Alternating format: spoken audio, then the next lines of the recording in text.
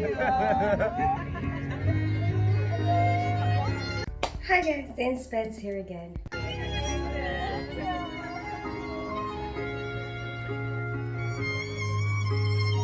Oh yes, of course, the wedding! Pero nakaganito ako. Ito ang wedding. Hindi namin alam.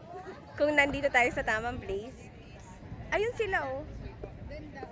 You can go around either here, beside, here. Pwede naman daw dito.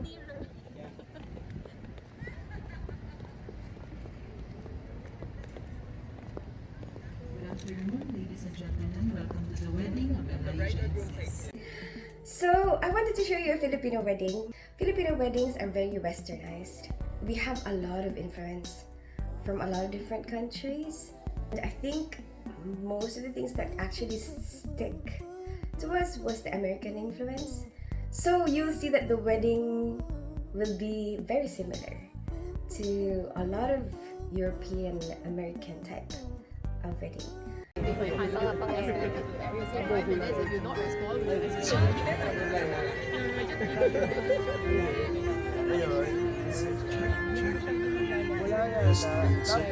Janina, tingin ka naman dito. Mag-hi ka naman. Mag-hi ka naman.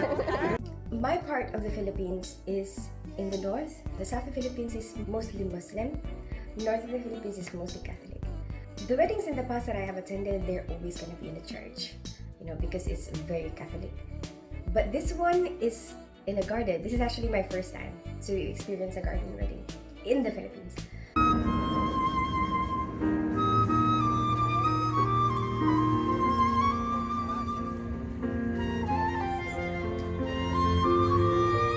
I wasn't really sure how it's going to be officiated. I think if it's going to be a Catholic wedding, it has to be in a church.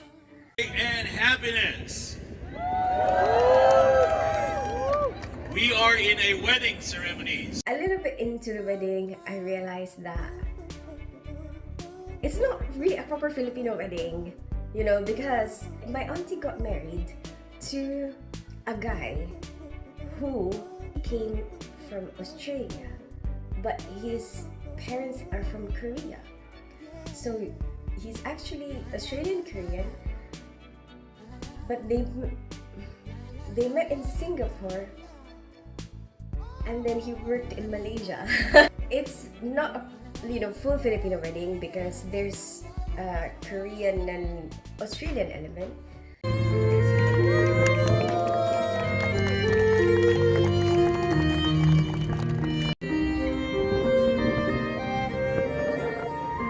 Oh my goodness, I couldn't see. One of the disadvantages of being tiny like me is that for this particular moments, for these particular occasions, in crowded places, I can't see anything. I mean, I could weave through a crowd, but you know, if you're all seated or if you're all standing in rows, I cannot see anything. I was like this, you know, and I actually had to watch the wedding from my phone because otherwise I will miss it. And I was kind of worried that I would be a nuisance to the one behind me, but maybe not, because maybe even with my arms like that, it's just up to here to them. I was afraid to ask, like, I'm sorry if I'm doing this, or like, are you okay if I do this? Because what if they say, no, I'm not okay? I think it's better to be rude by ignorance, you know, like, oh no, I'm sorry, I didn't know that that's bothering you, you know, than rude intentionally, where, you know, somebody already told you that, no, actually that's bothering me, stop doing that, and then you do it anyway, you know what I mean? And I don't want to miss the rest of the wedding. This is actually what I see. This is what I see if I don't have my hand out.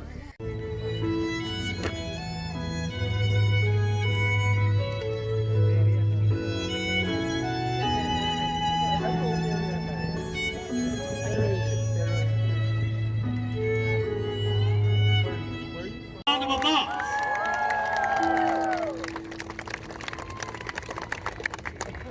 Please be seated. So the entourage would usually consist of a ring bearer, which normally will be a male child from close to the family.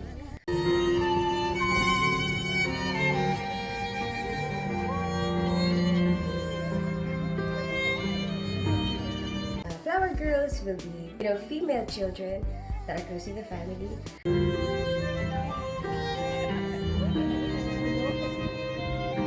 You have the groomsmen and the bridesmaids.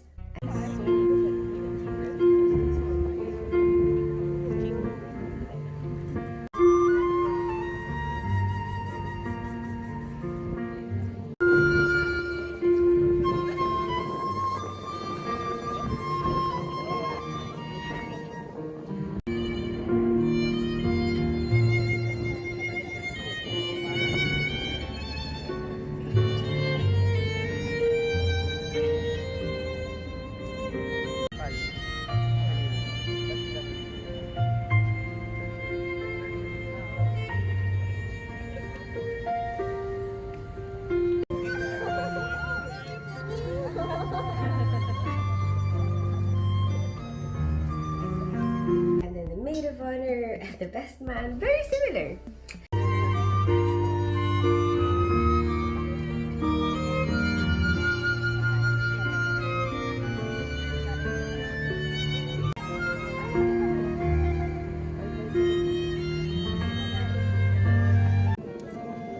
The same process in the procession.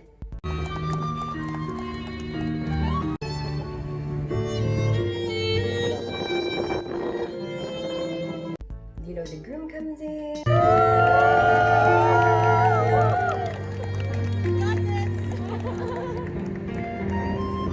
The bride comes in.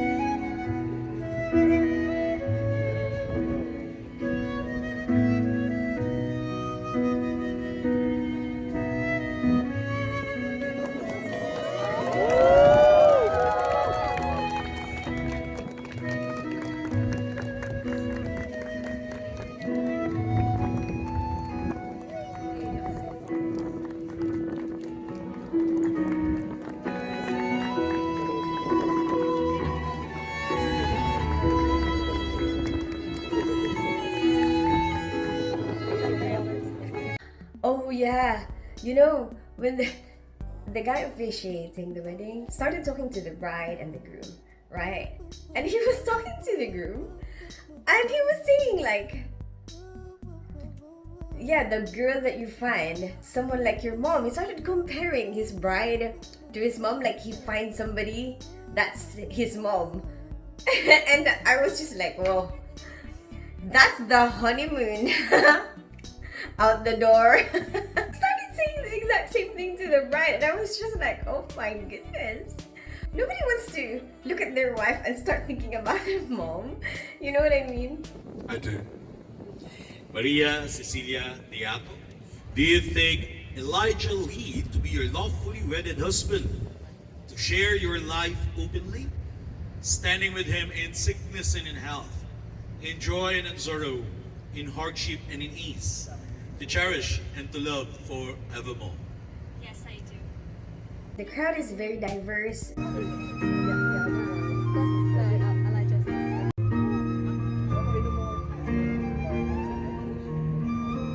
There's some people from UK, me and my brother and his wife, and the couple themselves. And then there's some people from Malaysia that they worked with in the past. There's some people from Singapore. There's some people from Korea. There's some people from Australia.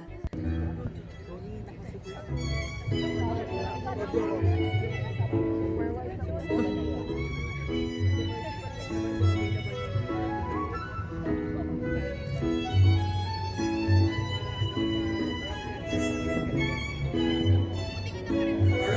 the couple will pass by you. Please toss the petals as they pass by you.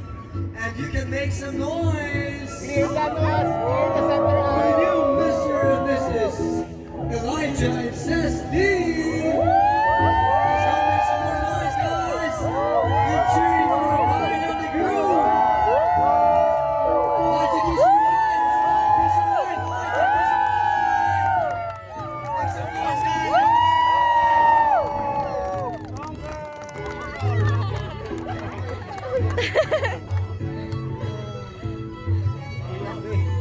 I just want Well, I hope you like this video. Give it a thumbs up if you like it, share it with your friends, and subscribe to my channel.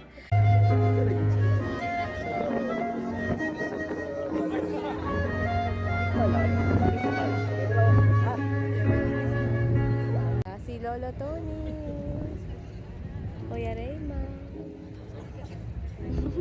Ayaw is yung entourage sa may side garden na lang po. Yung dito sa may bandang kay Kia.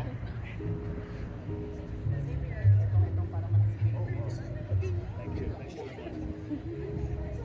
Lola Mick.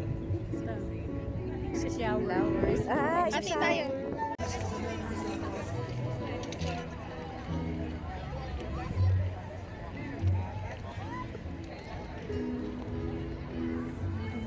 I'm a ninja without a name, not fun enough. I'm a ninja without a name. Don't fall in love. Available on my eBay.